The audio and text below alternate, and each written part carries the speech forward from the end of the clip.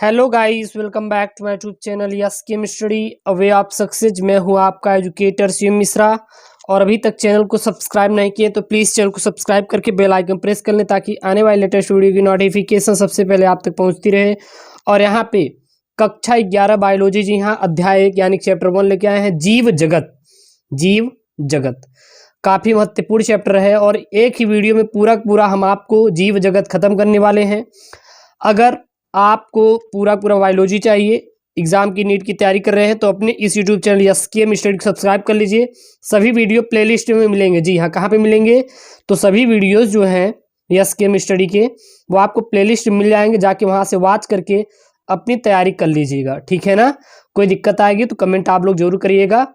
हमारा यही प्रयास रहेगा कि ज़्यादा से ज़्यादा आप तक वीडियो पहुँचाया जाए और आप अपने एग्ज़ाम की तैयारी सबसे बेहतरीन तरीके से कर पाएँ, वो भी घर बैठे, ठीक है ना।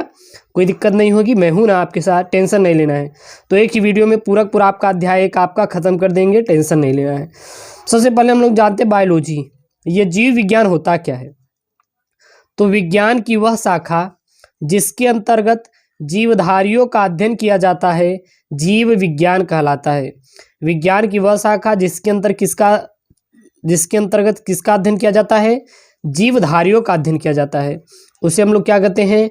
जीव विज्ञान कहते हैं। जीव विज्ञान की विभिन्न शाखाएं हैं, जिसमें प्राणी विज्ञान अर्थात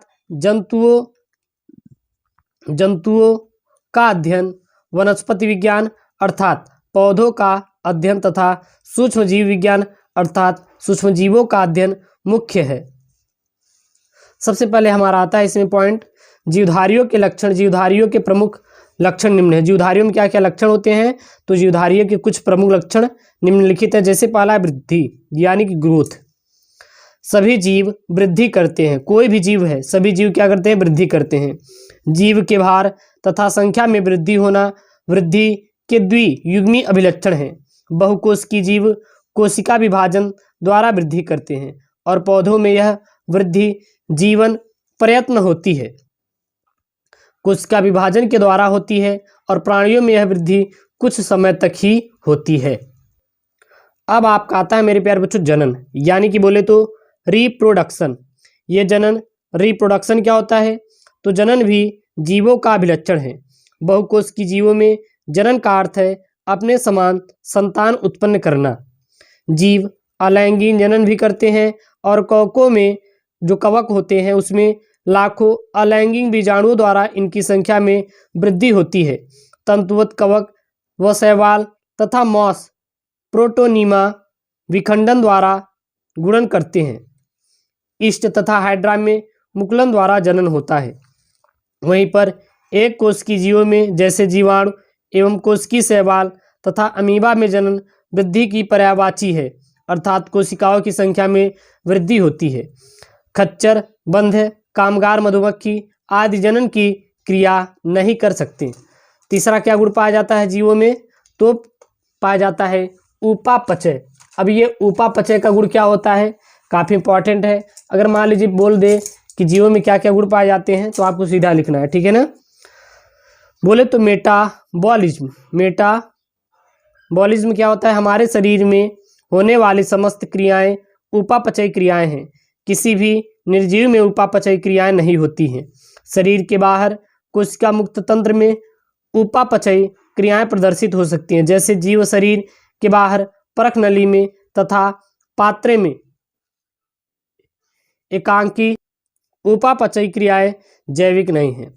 चौथा आता है संवेदनशीलता तथा अनुकूलता, यानी सेंसिटिविटी एंड एडाप्टेबिलिटी।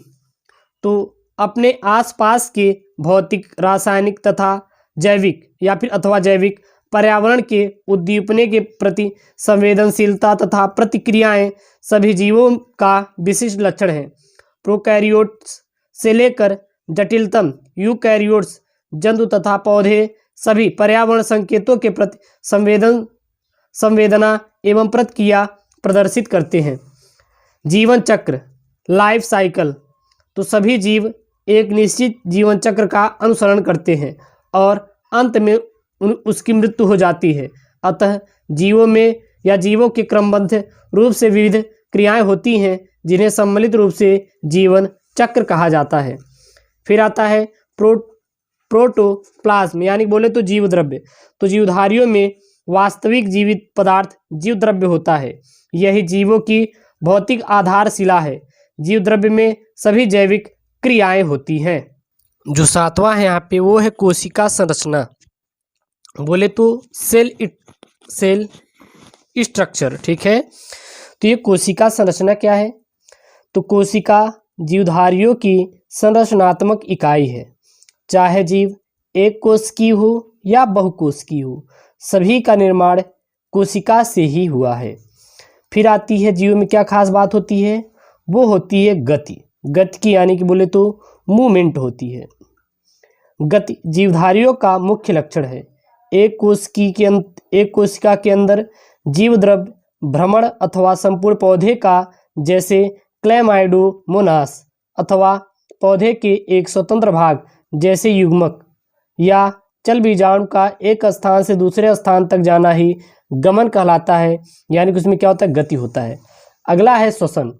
ये श्वसन क्या है? जीवधारियों में श्वसन प्रत्येक समय होता रहता है। इस क्रिया में जीव वायुमंडल से ऑक्सीजन लेते हैं और कार्बन डाइऑक्साइड बाहर निकालते हैं। श्वसन एक अपचयी क्रिया होती है। श्वसन क्या हमारी एक अपचयी क्रिया होती है। अगली आती है पोषण यानी कि न्यूट्रिशन। तो जीव द्रव्य के निर्माण के लिए, जीवधारियों की वृद्धि एवं विकास के लिए भोजन की आवश्यकता होती है और भोजन का निर्माण तथा लेना पोषण कहलाता है। अब यहाँ पे अगला पॉइंट आता है उत्सर्जन।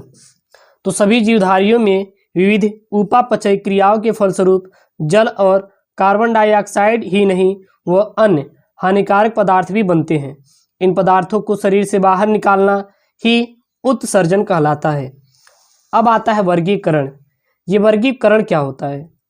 तो 70% से अधिक जाति जंतुओं की है और विश्व में लगभग की 22% हमारी क्या है? पौधों की है। विश्व में देखें तो सबसे अधिक क्या है? 70% से अधिक जाति जंतु हैं और 22% हैं वो पौधे हैं।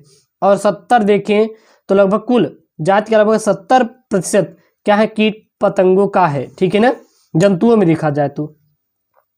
वर्गीकरण वह प्रक्रिया है जिसमें कुछ आसान दृश्य गुणों के आधार पर जीवों को सुविधाजनक वर्गों में वर्गीकृत किया गया है। पौधे, जंतु आदि सुविधाजनक वर्ग हैं जिनका उपयोग हम पढ़ने में करते हैं। इन वर्गों की वैज्ञानिक शब्दावली टेक्सा है और टेक्सा विभिन्न स्तर पर सभी वर्गों को बता सकता है कि पौधों भी एक टेक्सा है, गन्ना भी एक टेक्सा है, लेकिन कुत्ता एक स्तनधारी हमारी प्राणी होती है।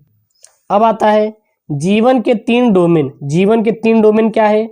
कार्ल लवूज ने पृथ्वी पर उपस्थित विविध प्रकार के जीवों को 3 डोमेन में बांटा। पहला है डोमेन बैक्टीरिया, दूसरा है डोमेन आर्चिया और तीसरा है डोमेन यूकैरिया। तो पहला आता है डोमेन बैक्टीरिया। डोमेन बैक्टीरिया क्या होती है?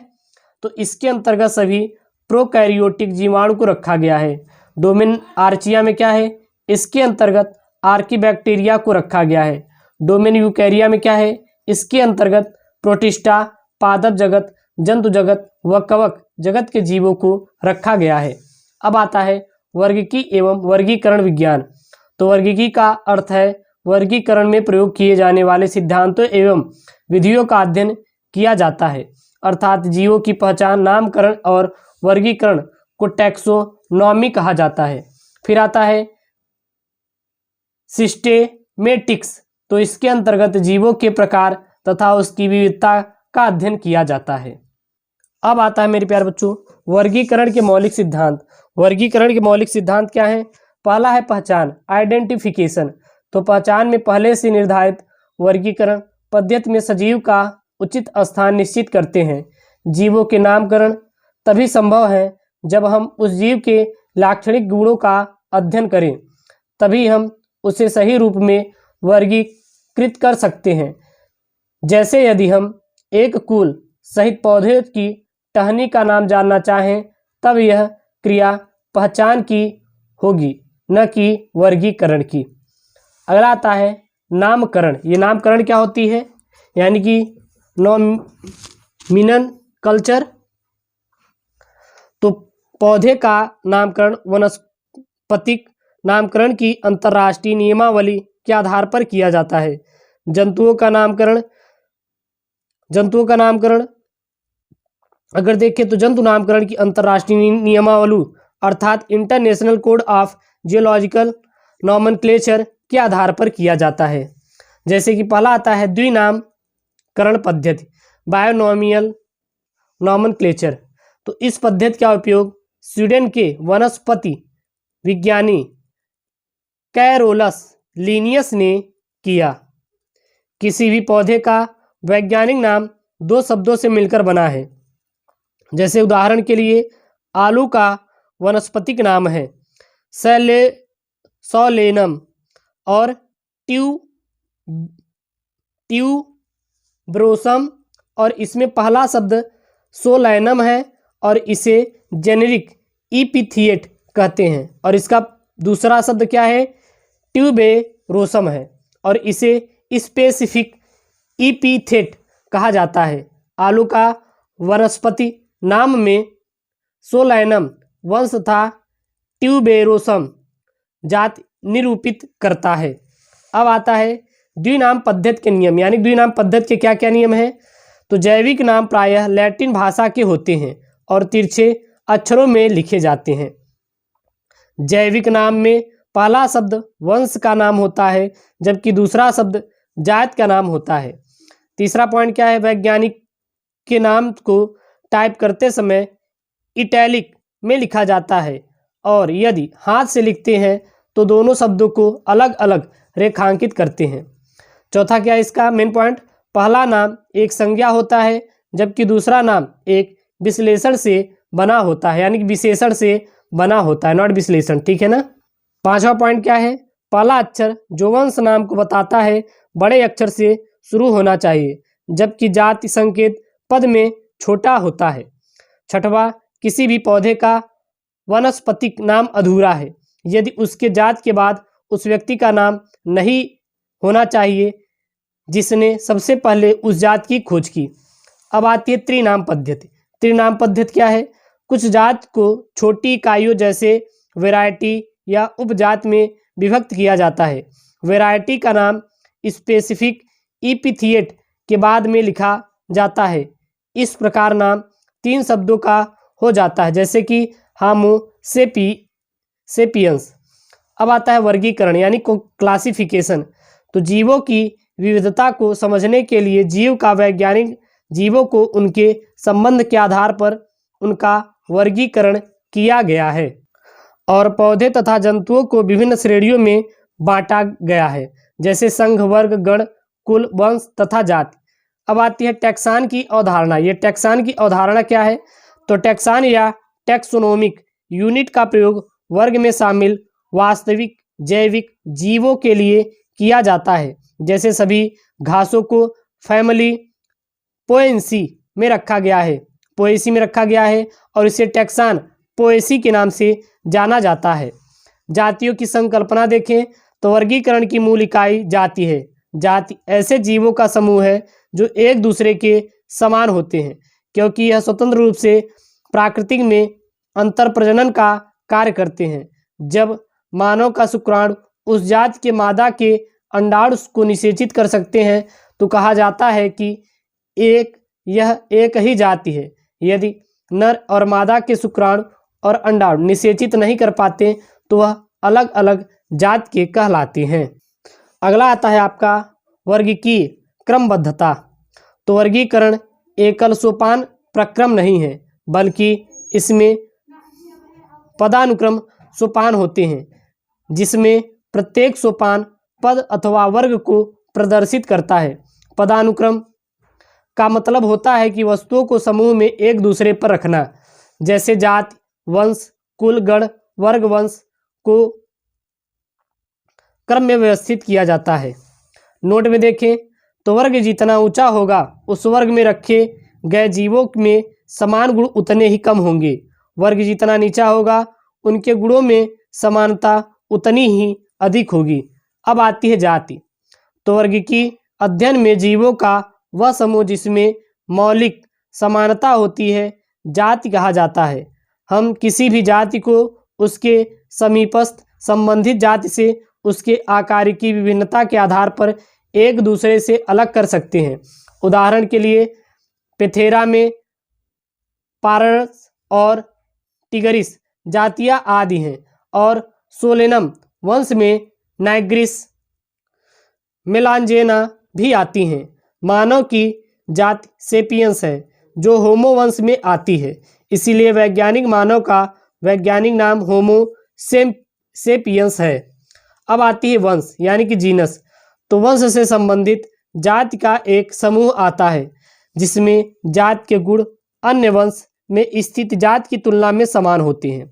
उदाहरण के लिए आलू, टमाटर तथा बैगन तीनों एक ही जाति के हैं, लेकिन ये सभी सेलेनम वंश में आती हैं। अगला आता है कुल यानी बोले तो फैमिली, और अगला संवर्ग कुल है जिसमें संबंधित वंश आते हैं। कुल के वर्गीकरण के आधार पर पौधों में कायिक तथा जनन गुण होते हैं। उदाहरण देखें तो पौधों के 3 विभिन्न वंश सेलेनम और प्यूटिनिया तथा धतूरा को सोलेनेस कुल में रखते हैं, जबकि शेर को कैलिडी वंश में रखते हैं। अब आता है गण बोले तो ऑर्डर। तो गण में उच्चतर वर्ग होने के कारण कुलों के समूह होते हैं और जिनके कुछ लक्षण एक समान होते हैं। पादप कुल जैसे कोनवोलुएंसी और सोलेनेसी को पॉलीमोनियल्स गण में रखा गया है। इसका मुख्य आधार क्या है? हमारा पुष्पी लक्षण है। अब आता है वर्ग यानी कि क्लास। तो इस संवर्ग में संबंधित गण आते हैं। उदाहरण तथा देखें तो प्राइमेटा गण जिसमें बंदर, गोरिल्ला तथा गिब्बन आते हैं। फिर आता है संघ। ये संघ क्या है? तो वर्ग जिसमें जंतु जैसे मछली, उभयचर और सरीसृप, पक्षी तथा स्तनधारी आते हैं। अगले उच्चतर संवर्ग जिसे संघ कहते हैं का निर्माण करते हैं। इन सभी को एक समान गुणों पृष्ठरज्जु तथा पृष्ठी खोखला तंत्रिका तंत्र के होने के कारण कार्डेटा संघ में रखा गया है। फिर आता है जगत बोले तो किंगडम। ये जगत क्या होता है? तो जंतु के वर्गीकी तंत्र में विभिन्न संघों के सभी प्राणियों को उच्चतम संवर्ग जगत में रखा गया है, जबकि पादप जगत में विभिन्न भाग के सभी पौधों को रखा गया है। विभिन्न प्रकार के सभी प्राणियों को एक अलग जगत एनिमेलिया में रखा गया है। अगला मेरे प्यारे जो पॉइंट आता है वर्गीकी के अध्ययन हेतु साधन। तो किसी सजीव के जात की पहचान करके उसके नामकरण व वर्गीकरण करने के लिए एकत्रित सूचनाओं और नमूनों की आवश्यकता होती है तथा जातियों की पहचान के बाद भी इन्हें नमूने के रूप में स्पष्टीकरण हेतु संरक्षित एकत्रित करना आवश्यक होता है। वनस्पतियों का नामकरण, पहचान और वर्गीकरण के लिए वनस्पति संग्रहालय तथा पादप उद्यान प्रमुख साधन होते हैं।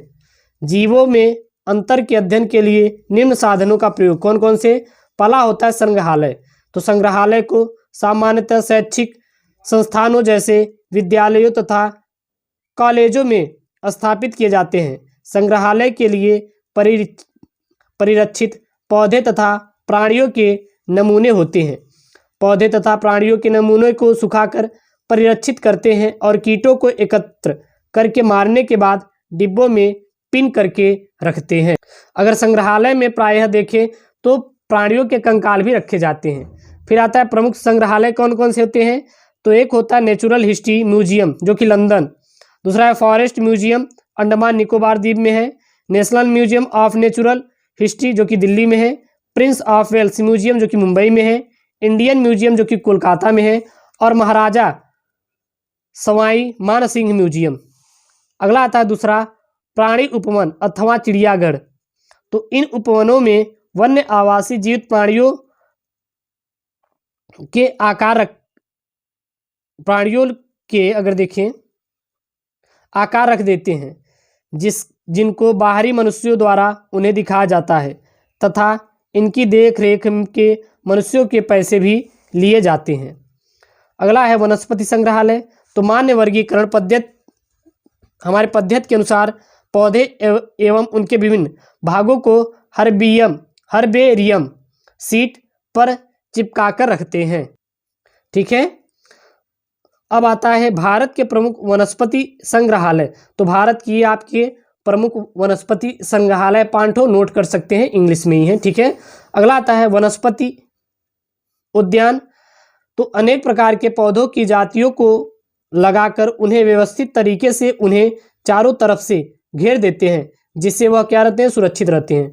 और संचार सबसे बड़ा वनस्पतिक उद्यान रॉयल बोटेनिकल गार्डन है। यहाँ हार्बोनियम विश्व का सबसे बड़ा क्या है, हार्बोनियम है। ठीक ना, हार्बोरियम है। तो ये है मेरे प्यारे बच्चों क्लास 11th बायोलॉजी का फुल चैप्टर 1 है हमारा, पूरा एक ही वीडियो में है।